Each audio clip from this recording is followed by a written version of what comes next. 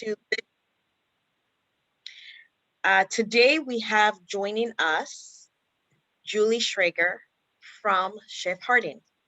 Julie is actually an in-house writing coach, and she has been a friend of the Belonging Project since its inception.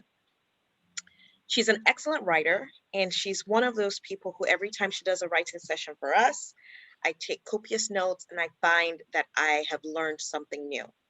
She's been doing writing coaching for 13 years, and she works one-on-one with her law firm, Summer Associates, the associates and the partners, to improve their writing. She also hosts workshops addressing a wide range of writing topics, from writing persuasively to effective business writing for lawyers. So please join us in participating in this session. I promise you, you will have a lot of tips that you will walk away from. And Julie, thank you so much for doing this for the Belonging Project, and I'm turning the mic over to you. Thank you. Thank you so much, Corey. So I can't tell you how wonderful it has been the last 14 months to be part of the Belonging Project. And this is my 5th webinar, which is so exciting. And I love the opportunity to talk to people all over the country from my dining room.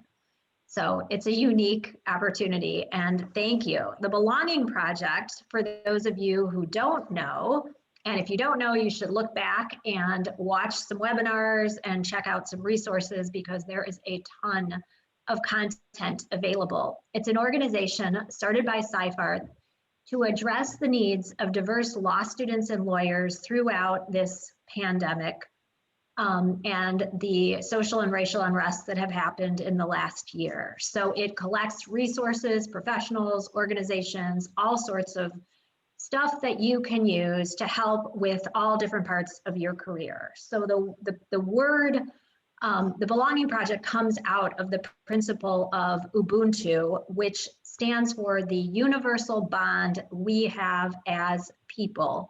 And it focuses on our collective responsibility to bring each other up and along rather than taking others down. So thank you to the Belonging Project. So today we are going to talk about how to take what you've learned in law school and take it to a professional environment. I would love it if you ask questions, make comments, use either the chat feature or raise your hand. If you're open to being on screen, we welcome you to be on screen if you want to do that while you're asking a question. And with me today is Sam Schooley, who is Chef Harding's diversity and recruiting specialist. And Sam will manage the chat and questions and comments and all of that. And then all of you should have received my handout for this presentation. Hopefully, if it hasn't been emailed to you, it will be shortly. Don't worry, you don't need to be looking at it while I'm speaking. So today, you'll have that in your back pocket to take away with you, and I'm just going to talk and hopefully listen to any questions and comments that you have. Okay? All right, so moving forward, what do employers expect of you? And the first thing they expect from you is that you are attentive to your reader. Okay, one writing coach calls this the iron imperative, which is treat your reader's time, treat your reader's needs as more important than your own. So how do you do that? How do you get super attentive to your reader when like you're not that reader, you're like in your own head, you know, you're writing like you've been used to writing. So how do you get there?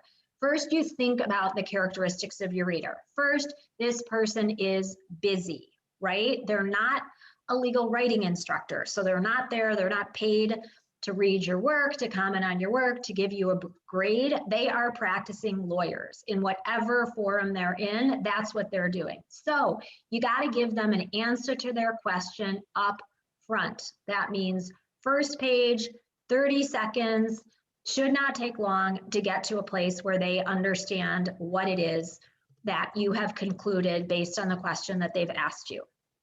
Okay, you should observe a certain level of formality, right? You've got respect for the people you're working with. So at the outset, you go a little bit more formal than you might with friends. Over time, you match tone with the people you're communicating with. So you let the employer, the person you're working with, be the guide as to how formal your communications are. Okay? You pay close attention to organizing everything you write. And I mean everything from a formal memo or brief to an email. Okay, emails can be organized just like anything else. They should have a ray line that is specific and descriptive of what it is that you're writing. They should have a first paragraph that says, this is what you asked me to do, here's your answer, right? And then they should have some kind of an outline for your answer. And then employers, and this is a big topic, and we won't talk about all the specifics here, but a couple of my other webinars talk about them. Employers want you to write clearly. So that means they should be able to read it once and get your point. You know, this isn't like great literature like Shakespeare, where you got to read it like over and over and over again to understand. And even then, I don't know if you're like me, you still don't understand, you know, a whole ton of it. So you've got to write clearly. And we'll talk about some of the ways to do that. Secondly, you have to write precisely. This one's the hardest, especially when you're a newer lawyer. And some of it is you're not so sure about what you're writing. So you feel like if you write it a little bit fuzzier, maybe you won't be wrong. But at the end of the day, if it isn't precise and doesn't say exactly what your point is, it is wrong because it won't convey the kind of information that the person reading it needs. All right, clearly, precisely, you have to write correctly. And that means everybody's paying attention to your grammar, your punctuation, your writing style, all of those kinds of things. When you have things that are incorrect in your writing, people like use it. It's like a lightning rod that people just, you know, go right to, and they miss some of your substance because they're so focused on silly little formatting things like that. Okay, and then you have to write concisely. So instead of like blowing up everything you write to like meet a 10-page page limit, you are now in the business of shrinking. Okay, you're in the business of making everything as short as it can be, rather than as long as it can be. And you're doing that without sacrificing necessary content, right? So I'm not saying like be short, don't include stuff. You want to absolutely include what you need to include, but without extra words. And believe me, at the end of the day, if you are a summer associate or a summer intern or a newer lawyer, you don't get more points for writing longer. It isn't like, you know, law firms look at the end of the summer and think, oh, that person wrote, you know, 100 pages. So that's better work than this person who wrote 50 pages. It doesn't work that way. Okay, these are some just outside, these are some introductory principles. Now going into the specifics. The number one summer challenge that I see over, I think it'll be 12 years of working with summer associates, is that people aren't on the same page as the assigning lawyer who gives them the assignment. So your number one challenge is to make sure you know exactly what it is that you are supposed to do. And that's hard. I know that's hard because you've never been in this setting before. You may be researching and writing about topics that you're totally unfamiliar with. So my first summer in law school, I remember my first writing assignment was on a bankruptcy question. And I really wanted to say to the assigning partner, like, why don't you give this to like a second year who might have a clue as to what bankruptcy is all about? But of course I couldn't do that because they gave it to me and it was my first assignment and I wasn't that kind of a person. So I, gulped. I went to the library, which was a really nice thing because law firms had big libraries then. I found a librarian and I was like, bankruptcy, find me a treatise, find me a horn book, find me, this was before Wikipedia. So I couldn't go there. So anyway, so figuring out what the assignment is about is the first thing. So you want to understand the context, which means any background, more about the case, more about the matter. The more questions you can ask in an initial assignment meeting, the likelier you are to get to a good result at the end of it. Okay, early questions lead to better work product, and no one expects you to know anything if you're a summer lawyer or a newer lawyer. So this is, free reign for really getting what you need to be effective. So when you're getting an assignment, get yourself a checklist of the kinds of questions that you should be asking. So basic things like, when is it due? What should it look like? Would you like a formal memo or something less formal, like an email? And somebody might say to you, oh, just give me a bullet point list of cases. Then that's what you do, right? So you want to understand what it is you're doing. You want to understand when it's due. You want to know if there are other people on the team who you can speak with and learn from and learn more about the case. By asking those questions, you also show that you're engaged in the work of the firm or the organization, which is always, points in your favor. At the end of the day, we all want to work with people who seem to care about the work we do, and that's how you get there. So you want to know who's going to read your final product. Where's it going to go? Is it going to be part of a brief that gets filed? Is it going to be something that goes to a client? All of those things will help you create a better work product. Okay. And I don't know if this email has gone out, but you don't even have to take notes because most of this is written down in my handout. So after that assignment meeting, at the end of it, if you are feeling brave, and I encourage you to feel brave, you've been taking it all in, you've been hearing, oh, I need to know what the rules are about negligence under Arkansas law. And you're like, all right, I think I understand it. I think I understood what happened to our client. And then you say, let me make sure that we're on the same page. Or is it okay if I repeat back to you what your assignment just asked me to do? And then you say it. And then if you haven't written it down, you go back to your, as soon as you're off the Zoom call or out of the meeting, you scribble it down and write down exactly what it is you said you were going to do, that the person giving you the assignment blessed. Okay. If you're not quite in a place where you can do that at the meeting, go back, after the meeting, again, go back to your notes, fill them in, and send a follow-up email that says, thanks so much for giving me this assignment. I think this is what I understand that I'm supposed to do. Okay, I know this requires some bravery, but I guarantee you, you're going to get a better work product at the end because of it. So one of my associates always has this really good tip. Once you know exactly what it is that you're writing and researching, keep that note, keep that question next to you while you research. Okay, because you don't want to be going down rabbit holes in directions that are not related to the actual assignment. And it's too easy. I don't know how you all feel about Westlaw or Lexis, but especially when you're approaching them from law school land where there are no costs associated with what you're doing, you can really lose yourself, right? In going from case to case and trying to figure things out. And that may be okay sometimes, but most of the time in legal practice, you need to be a little bit more directed at the outset. And it's not just because Westlaw and Lexis cost money, of course they do, but it's that you have a limited amount of time. And in most law practice, you're not going to just have one legal writing assignment like you do most of the time in law school. Does that make sense? Yeah. All right, please feel free to chime in whenever. It makes presenting on Zoom so much more fun. So, okay, you've gotten on the same page as the person you're working with. What do you need to do next? Then you get started on your research. So research, everybody's got some of their own style. Some general recommendations that I think are really important. You absolutely want to start with secondary sources. I know this is something your law school writing professors told you to do. And when I taught legal writing, some of my students are like, wait, that's just a waste of time. I know it's a statute. Why don't I just go and find the statute and then find the cases or the regulations?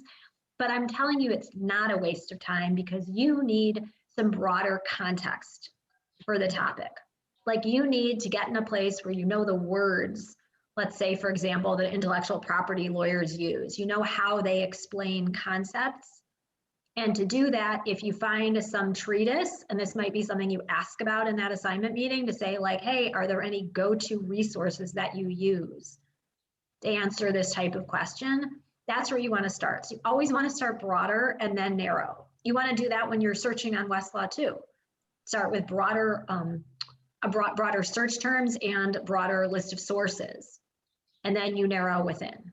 Okay, that way you don't miss things at the outset, because you never want to miss things at the outset. So while you're doing your research, and I'm going to say this is, well, these are sort of number 2 and number 3 summer challenges. Number 2 is you are working your hardest to avoid inadvertently plagiarizing anything, right? You know this, nobody wants to be copying from a source and not crediting that source. Doesn't help you, because all of your work is stronger if it comes from a source, like a case or a statute, right? That's way stronger than if it comes from your head, because I'm sure you're super smart, but you're not a judge at this point. I don't think there are any judges here. So you're not the ones making law. All right, so how do you do that? How do you make sure you're never gonna plagiarize inadvertently?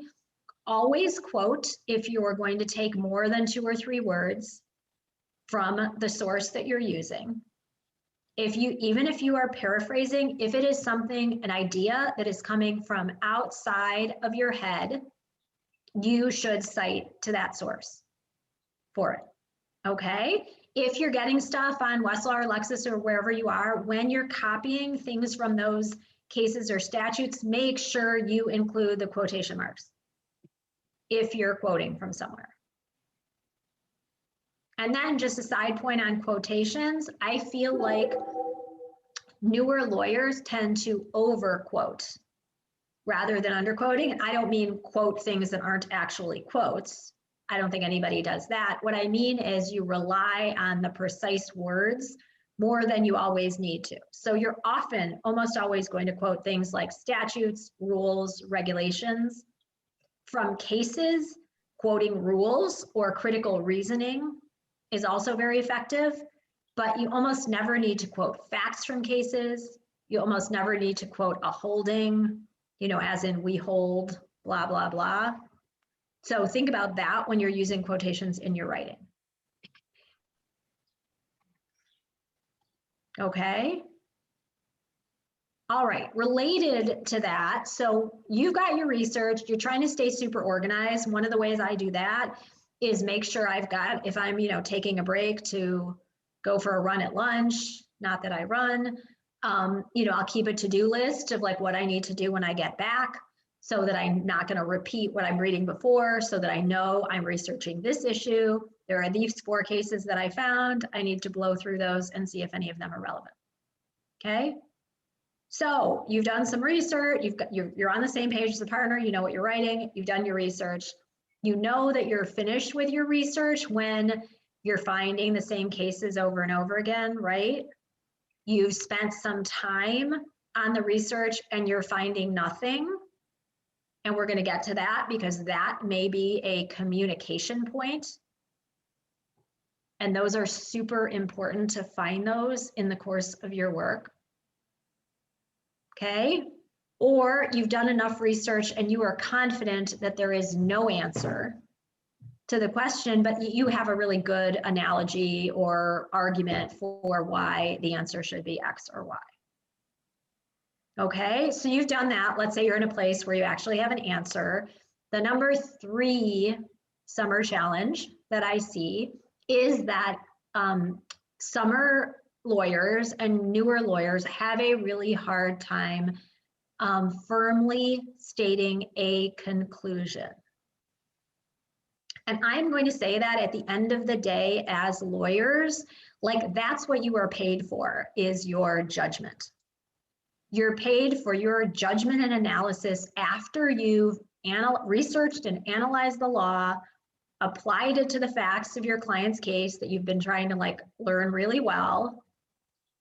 And then the question is, can you say yes, no, probably yes, or probably no?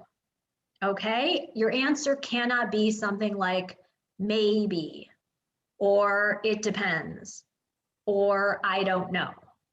If you feel like the material you have at that point leads you to that answer, you probably need more material.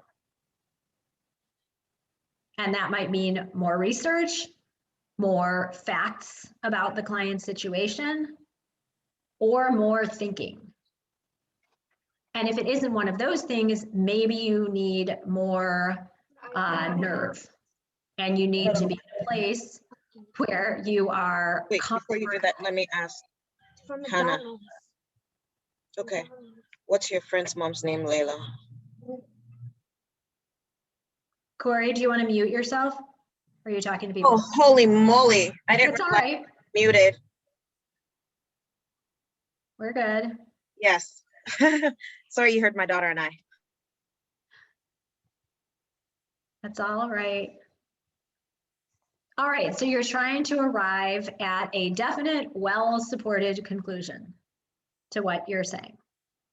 If you want that answer to be concrete, you want it to be specific and address the question that you've been asked. You don't want it to sound academic or obscure, right? If the question is, for example, does the federal district court in the Northern District of Illinois have jurisdiction over this matter? Your answer isn't something like federal district courts have jurisdiction over matters that are within the subject matter jurisdiction of it. It's not general. It applies specifically to your client and your case. And I got to tell you, that answer, those conclusions, that's a sentence or two or three that I go back to a million times. If it's going to be in an introduction or in a question or answer format, those you want to just pin down super tight before you go along. Okay. So, all right, the next thing that you do is figure out how you're going to organize this thing that you're writing, right? And when I talk about organize, it doesn't have to be super formal. I don't most of the time care if you use traditional outline structure. It works for some people. And if you're writing a more formal document, like a brief for a court, I would absolutely recommend that you do that. Like, don't try to be, funny and use different, not Roman numeral A1, little a, little one. I would go with that. But for something less formal, like say you are writing an email memo, I am totally cool. If it's like a back of the envelope, I think there are 3 points I need to make, and you just jot them down. But everybody you read wants to read something that seems organized, because if it seems organized, it looks like you thought about it.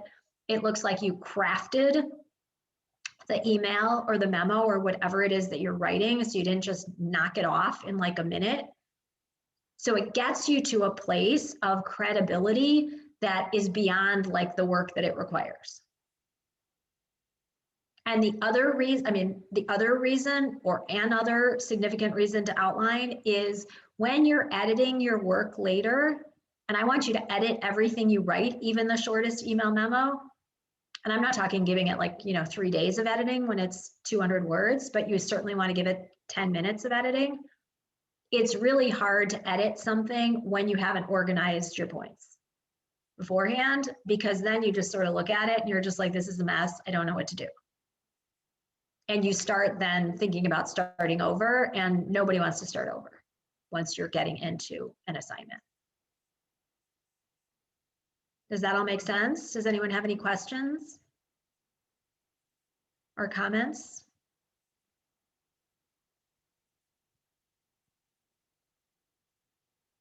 No? Okay, you all should have received by now.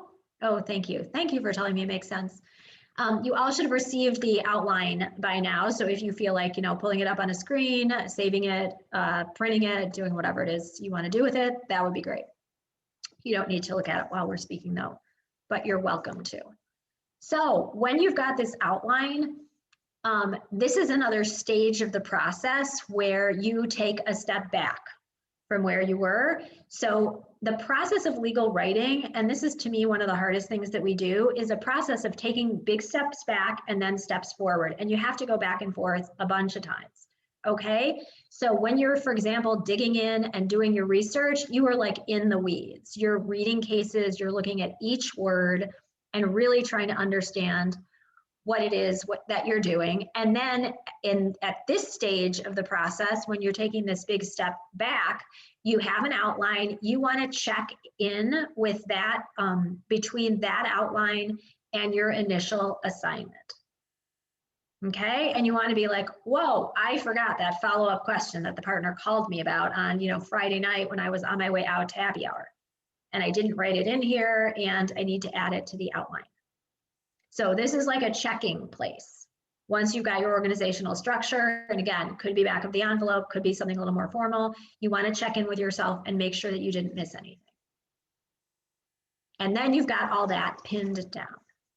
Okay, we're going to talk about starting to write in a minute, but at this point, I like a sideline, sort of an interlude about when do you check in with the person who you are working for. All right, I always feel like there is a lot of hesitation among summer associates and newer lawyers to check in, and that's because I think this is why it is, they worry that too many questions makes them look not competent, maybe needy, maybe overly anxious, maybe even unprofessional. And what I'm here to say is that, of course, it's a balance. So when I was teaching legal writing, I remember weekends when I'd get 11 emails from one student who just every time he thought of something, he was just like, type it out and send me and they would send me a question. And they were questions, many of them, that he could have answered himself. Like, what blue book rule applies to parentheticals? Well, why would I be better able to look that one up, right, than my student could? And I typically, especially over the weekend, I would wait 24 hours to answer them, especially if they were things that I thought, this person should figure that out. So you are never going to do that. You're not sending 11 emails over a 24-hour period, but you want to make sure that your work is the best work product you can generate. So while you're doing that research, while you're thinking about what your conclusion is, you are taking notes, okay? You are jotting down questions you have. I'm not sure when this happened. I know this happened to our client, but I don't know the date, and that could be relevant to a statute of limitations question. Or I know this is a contract dispute, but I don't know if there's anything in it that said what law applies. I know they entered this contract in New Hampshire, but I don't know if that means that New Hampshire law applies, or I think there could be another law if it's stated in the contract. Or this is getting really long. I'm spending a lot of time on this research and writing. The partner said he thought it wasn't going to be that long. That might be a time to check in. Or the person giving you the assignment said, I know the answer is X. I'm sure of it. I've been a lawyer for 40 years, totally confident. And you're doing your research and you are finding out that the answer is not X. Maybe it was originally, but now it's something really different.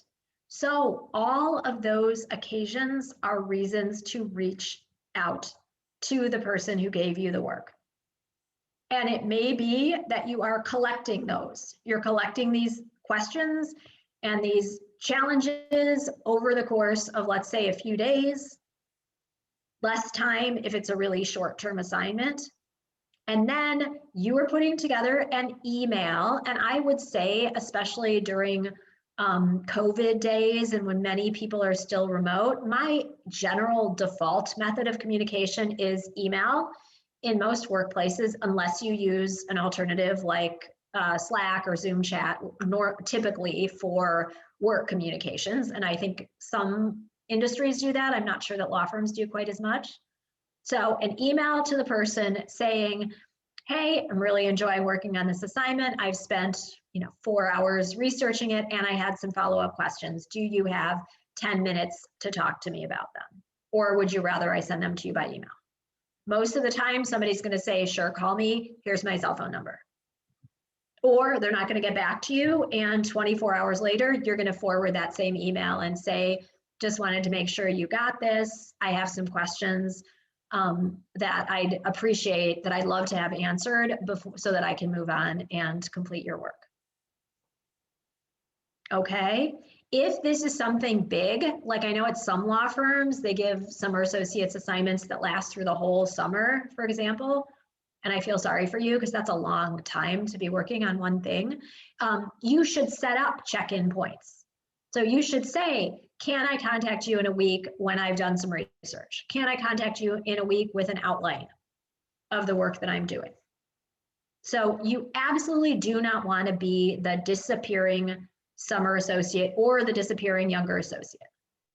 I have heard more complaints about that during COVID than I have in the entire 12 years before that I've done this. And my line now that the head of our recruiting committee says is partners have anxiety too. So to sort of respect that, that they give you an assignment, they don't actually know if you're doing it. They don't know if you were oh man, this job, I hate this. I'm going to go spend the week at the beach instead of at my computer in my kitchen. So check in with people for that reason alone, to let them know that you are working on their work. All right, I hope that makes sense to everyone as well. Yes. All right, I'm looking at my notes. I call that one the number 4 summer complaint, is a failure to check in. All right, so another point here about deadlines. So this one comes up every summer in my experience as well. Obviously, no one wants to miss a deadline, right? So you are going to work your hardest to map out how you're going to get a project or an assignment done before the deadline. One of my recommendations there is, when you get that assignment, you look down at your calendar and you're like, whoa, this is my first, next weekend, I'm finally going away to my cousin's wedding, my first big trip post-COVID. I'm going to be gone Friday and Monday. Or this weekend, I promised my mom I'd clean out the garage. That's going to take 4 hours on Saturday. You want to map out what you're going to do and when, and give yourself enough time to complete the assignment. So you know how you work, whether you're someone who is wow, I'm a really effective researcher. I think I can do this in 2 days. And then I think if I give myself a day to organize my notes and the cases and outline, I give myself a day or so to write something. I give myself another day to edit. I give myself, 3 hours the following morning to proofread. And then, done based on that calculation, it'll be done the day before. So I've given myself some wiggle room. And the way I just map that out, it would be an assignment that lasted a week, right? I know you'll have some that are way shorter and you'll have some that are longer. So how to avoid missing deadlines? One of the ways to do that is to be really self-aware and map out what you're going to do when, and put in the times that you're not going to work so that you don't get derailed by that. If you are coming close to a deadline and you feel like you're not going to make it for reasons out of your control, as soon as you know this, as soon as your mom gets sick and you have additional demands at home, or you need to travel, make the people you're working with aware of what is going on in your life and how it might affect their deadline. So the worst thing you can do is, there are 2 worst things actually, is pretend a deadline doesn't exist and turn something in late without acknowledging that you've missed it, or miss the deadline without telling anybody, knowing that it exists and having the person reach out to you and say, this was due, where is it? Okay, so early or advanced communication is great. If that is absolutely not possible, and an emergency actually comes up that day, of course, that's when you would let the person know. But it's not an emergency that the research is taking you longer than you thought it would. That's something you communicate about earlier and say, I know you estimated that this was a pretty quick research project. I've already spent 5 hours on it and I don't have an answer yet. And then you say in your email, this is what I've looked at, this is how I've searched, I called the Westlaw rep, or, you know, I did these different things to do to make sure that I was going about my searching effectively. Do you have any suggestions for me? Okay, making deadlines and managing them effectively is maybe one of the most important elements of professionalism in a legal environment. And I don't have to tell you, it has like broader consequences for law firms and lawyers when you miss them for clients, but this is internally where the partners and the assigning lawyers, they are effectively your clients. So you don't want to miss their deadlines either. Whether you think they're unreasonable or unfair, or anything like that, it's really important for you to respect them and do your best to honor and to make those deadlines. Okay, all right. The next stage of this presentation is really about how you can write the way that I said you needed to write, which was precisely, clearly, concisely, and correctly, which is how we write as lawyers. So how are you? Let's start with how do you be precise? So as lawyers, we have specific words that mean specific things. And we always use those same words. And some people might think that makes us boring and boring writers, but like I'm totally cool with that because we need to make sense. And we don't want to increase the cognitive load on our readers of like trying to figure things out. So a bunch of years ago, I read a memo that was written, I don't think it was by a summer associate, I think it was by a younger lawyer, and it was discussing the terms of a contract. And the lawyer was like, didn't want to be boring when describing the contract. So she alternately used words like agreement, deal, arrangement, contract. I think there was something else as well. And every single time I read a different word, like I didn't mean to, but in my head, it was like, is that the same contract? Is that the same contract? So varying your language for no reason is not effective at writing precisely.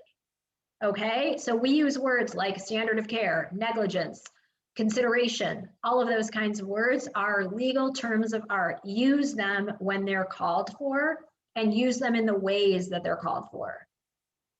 For example, don't use good cause if that's not a standard for something.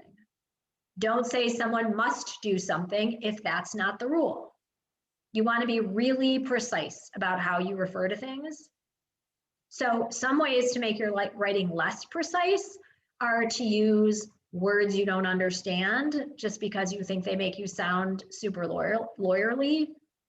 Another way to not be precise is to write really long sentences that are hard and, you know, wind in lots of different directions and your reader doesn't know where you're going.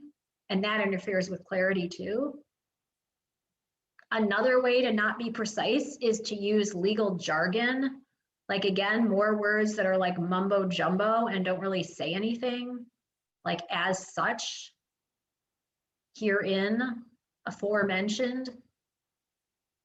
I feel like any of those super long words that have existed for 200 years shouldn't exist anymore and you shouldn't use them in what you write.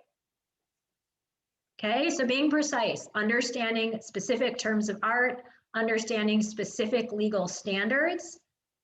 If you're discussing a motion for summary judgment, for example, I want you to be really clear and precise that there are two things required for a defendant to get summary judgment. This is in most jurisdictions, right? They've got to show there's no disputed issue of fact, and they have to show they're entitled to judgment as a matter of law. That's how we analyze things as lawyers, and you want to write them super precisely like that. Okay? Then you want your writing to be clear. And this is the hardest thing, I think, for many of us. So I have some concrete tips that really help here. The first thing is clearer sentences are shorter sentences. So make it your goal never to write a sentence that's longer than 35 words. If it's a complicated concept, write shorter.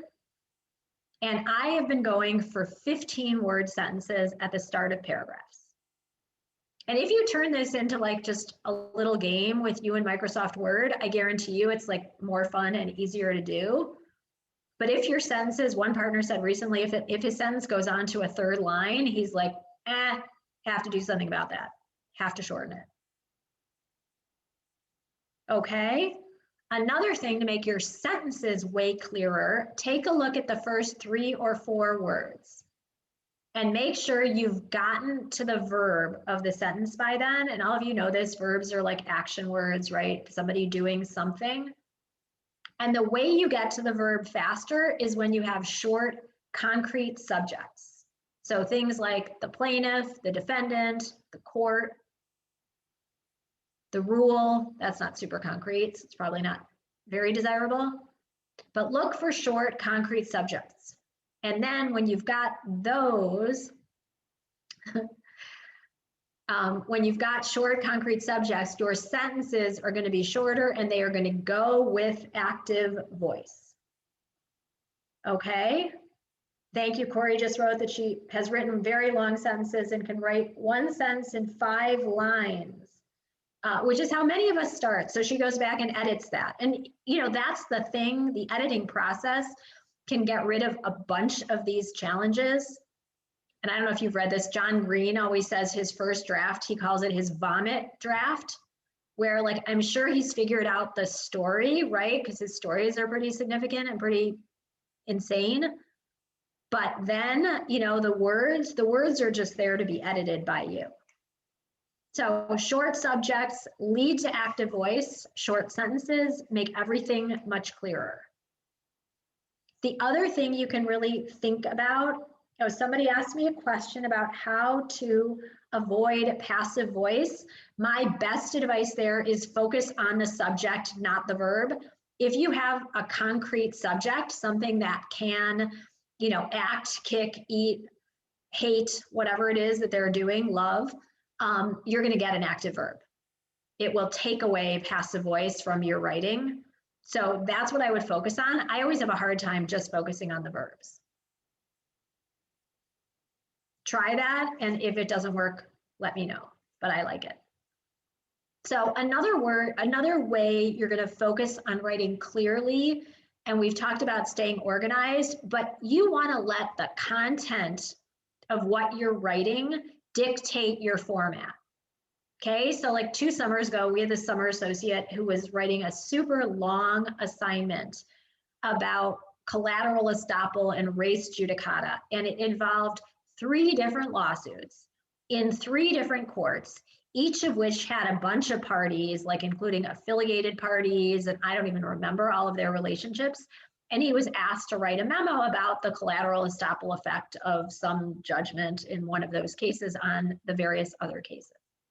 Okay, and it didn't work as a memo. Like he tried to start writing it as a memo, and then he realized pretty quickly that he wasn't going to be able to handle the assignment that way. So he put together one of these, you know, amazing charts that lined up the claims and the parties in the different lawsuits and made some kind of sense of how collateral estoppel would apply to some of the claims in the other lawsuits. So let the content drive your answer. Sometimes your answer is going to be like 3 bullet points because that looks really good. Sometimes it's going to be 3 paragraphs. Needs to be a little longer, but they are numbered first, second, and third. Okay, make sure if you have a first, you do have a second. Make sure if you have a finally, it actually is your final one. Make sure if you have an introduction and you set out something in that introduction, make sure that your analysis then follows the order of your introduction. So all of these tips, I gotta tell you, I call them like blood pressure reducing tips, and not yours, but the people you're writing for who are probably have higher blood pressure than you do anyway, because they're probably mostly older. Like all of these things make them calmer and make them more confident in the work product that you are generating for them. We have about 15 minutes left. Just wanted to let everyone know. So if you have any questions about what's already been said, or just any questions you've been, you know, thinking about with legal writing, think about them now and ask them, raise your hand or put them in the chat. Thank you, Sam. Okay, so proofreading, because this has to come up at everything I talk about, because it's so important to all of us. So this is now talking about how you write correctly. I'll put grammar and punctuation in there with proofreading. First thing about grammar and punctuation, have some go-to resources with you there, like look stuff up on Grammar Girl. I just recently looked up the rule about when you say none is and when you say none are. Get out my favorite book, Plain English for Lawyers, which I'm sure a lot of your legal writing professors have recommended, and have somewhere to go when you have questions about grammar and punctuation. I know you have to know what you don't know to go there. I guarantee you, if you just start reading some of those books abstractly, you'll be like, oh man, I didn't know that, I didn't know that, I didn't know that. So I would just read them in advance. Grammar Girl has a book too that's sort of for academic writers, but is very useful for law students and lawyers as well. So I would do that, have those resources so you don't make mistakes that you don't have to make. With respect to proofreading, you know this, proofread everything before you turn it in. Do not ever tell me you don't have time to proofread. And people say that to me, and I'm thinking like, okay, well, really, you want to take this chance that you're going to make, you've worked hard on the work product, that you're going to make careless mistakes that take away from your work product. So if you have, 5 minutes to proofread, take your computer from one room to another and look at the document on a different computer. See if it, or in a different room, see if the setting sort of triggers you to read things. Proofread the most important parts first. We have had summer associates misspell partners' names. Hopefully not to them, but in emails to other people. Not a great idea, right? None of us likes to have our names misspelled. Proofread dates, proofread your sites separately. Proofread words that you know you will always misspell, which all of us have some of those. There's no one who is perfect as a speller. Okay, so writing correctly is a combination of understanding what you don't know, getting help for what you don't know, and then really paying some attention to proofread the most important parts and the things that you're likely to make as mistakes. So finally, with respect to writing, and then we're going to talk about feedback, you want to write concisely. This, I would say, is a new law practice thing for most people. You want to get it shorter. Sometimes it's because courts, right, have word counts or page limits. Sometimes it's just because your reader is like, I have been reading all day, I have no time. And I need to be able to read this on my phone in 5 minutes to get the answer that I need to get. Okay, so to write concisely, the first thing that you do, did somebody raise their hand? Thought I saw something, no? The first thing that you do is make sure everything in your document is essential to that document. Okay, so I know as a law student or a younger lawyer, many people are just really into showing their work, proving that you did the work that it took to get to this conclusion. And then you want to share that because, man, you spent a lot of time, you want to get some credit. That's not productive in most of our legal writing. So when you're doing this editing for conciseness, take out stuff that's unnecessary, that you're just putting in there to show your work. Take out stuff that's repetitive. Remember that it doesn't make your answer any better by saying it twice or 3 times. Make sure that your organizational structure is sound so that you're not like referring back and referring forward. It's always like a cue to me that I'm repeating myself if I say something like as stated above or as stated below, because usually that means you're saying it more than once, which you don't want to do. Okay, so once you've gotten rid of any extra substance that you don't need and all of this other stuff, then you just want to cut words. You want to cut words that don't mean anything, words that don't add, words that are filler, words that when I taught legal writing, we call them throat clearing phrases, words that just like don't get you anywhere. So one way to do that is looking at the beginning of your sentences. Remember how we were talking about trying to get a short, concrete subject there? If you've got something like, it is clear that the following is true, pretty much all those words can go by the wayside. So if you look at 4 words at the beginning of the sentence and you're not to your point yet, start over and rewrite that sentence. Okay, if you're in a place where you're super attached to what you're writing, try one of my games. And one of the ones that I like and I talk about all the time, I call it the 10-minute 10% game. And what you do is take your document, you can do it with an email, do it with a memo, copy it into something else, set your phone timer, and go. Count the words. Word will tell you how many words are in your document, and tell yourself you're cutting 10% in 10 minutes. And I haven't had anyone yet come back to me and tell me that didn't make their work product better. I should probably offer some kind of like a reward if you actually prove to me that that didn't make your work product better, that I would, give you a Starbucks gift card or something like that. But it's pretty foolproof as a way to make your writing more concise, more precise, clear, more effective at the end of the day. So please try it. And you can make it shorter than 10 minutes. You can make it longer than 10 minutes. You can mess with the game, but having a timer is really effective because you can't get too attached to your words.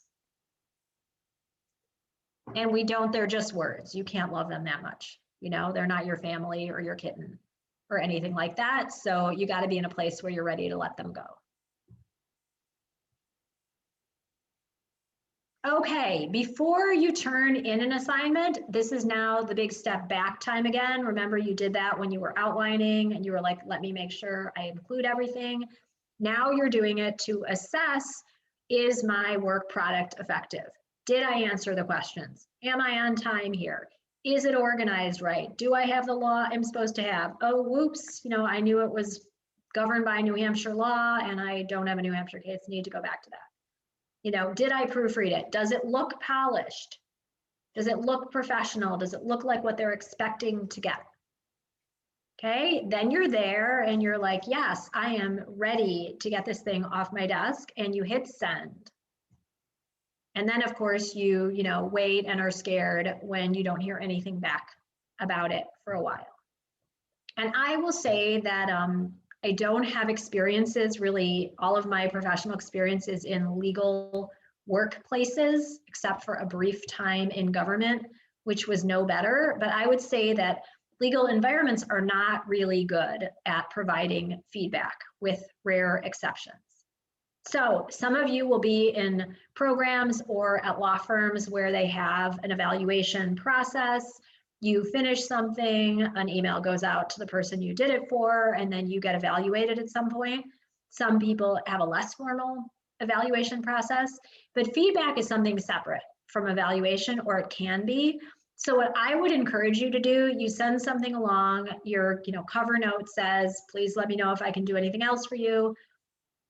You don't hear back, let's say for a week. You don't generally want to interrupt someone when they're in the middle of something busy. So, they had this filing, they had this deal closing. You're not going to follow up the next day and be like, I sent this to you yesterday. Did you get it? Have you read it? Do you like it? Is it okay? All that kind of stuff. But you'll give it a little while. And I'm counting on you to be the judge of that. But I would say, 3 days to a week. And then you can follow up and send the document again and say, just wanted to make sure that you received my memo. I would appreciate it if you had a few minutes to go over it with me at some point. Okay, I typically try twice and then I give up and talk to a colleague and figure out what's going on and try to get some sense of what to do next. But let's assume the person gets back to you and is ready to give you some feedback.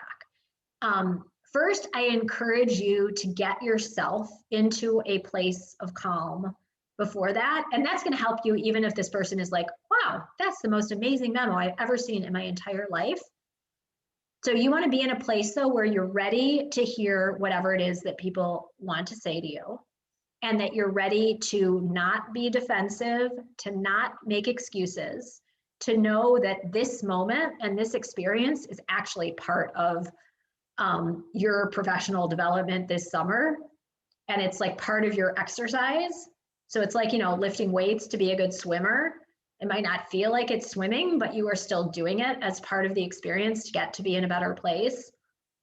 And I got to tell you, the more feedback you get, the easier it is to get more feedback, and the less uncomfortable you become with it. So welcome it, be curious, ask questions, try to understand, listen just as hard to the positive things people say as to the negative things they say. They're equally valuable for you going forward and can be equally helpful to your work. And then finally, don't run away from writing assignments when you feel like you've had 1 or 2 or 4 that haven't gone that well. You're at a stage of your career where like leaning into these challenges is going to be more effective for you than running away from them. And I'm not going to say don't take lessons from it. You know, for example, if you're writing a lot in litigation this summer and you're like, wow, writing really isn't my thing, maybe I should be a transactional lawyer. That's great information. And you may try to get more work on the transactional side of your firm or your environment if that's available to you. But you are still building skills. And there's no amount of negative feedback this summer that should make you feel like you cannot continue to build your skills and that you won't get better, because you absolutely will. It takes practice and time. And unfortunately, a lot of practice and a lot of time.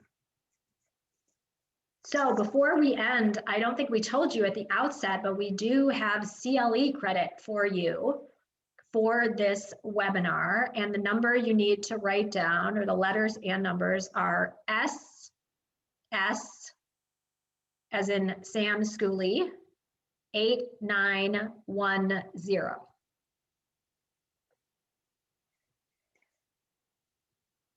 Okay, does anyone have any questions, thoughts? We did have a question in the chat about tips for avoiding when autocorrect is not your friend. And you write something correctly, like a name, and then it changes it. You know what? I've had that happen to me too. I don't know. I would, if you're in a place that has any kind of tech support, I would ask. I think it must be a setting in Outlook that you can change to make that not happen, but I don't know what it is either. You know, you're totally right to be vigilant about autocorrect, and, you know, don't let that go by, so that if it is automatically autocorrecting and you're like, whoa, that's not who I want to send it to, try to fix that. If you do send something to the wrong person, I totally own up and acknowledge that, and say, I'm really sorry, I didn't mean to send this to you. So please feel free to connect with me on LinkedIn if you'd like, or you have my email address on the handout, and I'm totally happy to talk to you and answer any follow-up questions or thoughts that you have. All right. Corey or Whitney, if you guys don't have anything else. Well, what I'm going to say is, I know that we now have reactions on here. So if you found this webinar useful and beneficial, which I did, can you do some waves for Julie and Sam using your reactions, please? So I'll do my hands. Thank you. Thank you very much to both of you. Thank you so much. Everybody, thank you so much for coming. I hope you have a wonderful summer ahead of you.